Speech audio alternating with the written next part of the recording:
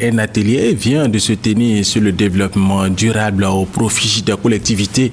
territoriales. Objectif, renforcer les capacités des responsables de ces collectivités pour le développement de leur localité, connaît par Gassoro.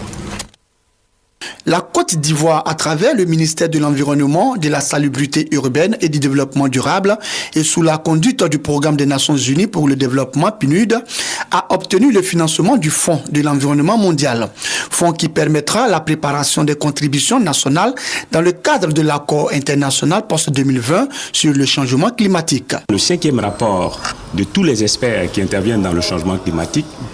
montre que les activités de l'homme sont indiscutablement à l'origine du réchauffement climatique. Pour le professeur Georges Kouadio Kwame, directeur général de l'environnement, la Côte d'Ivoire entend se concentrer sur les données et informations liées au changement climatique disponibles au niveau national en vue d'aboutir à l'objectif de 2 degrés Celsius de la réduction des émissions des gaz à effet de serre. Il faut faire en sorte que l'ensemble des secteurs qui sont concernés par la contribution de leur évaluation des gaz à effet de serre puissent dans leur secteur maîtriser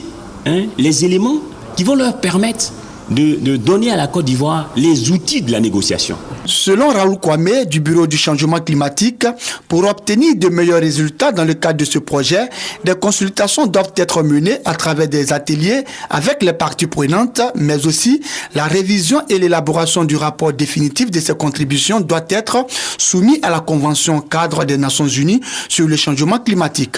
Ce projet sur le changement climatique sera financé à hauteur de 300 millions de francs CFA par le Fonds de l'Environnement mondial avec une contribution de 25 millions de francs CFA de la part de la Côte d'Ivoire.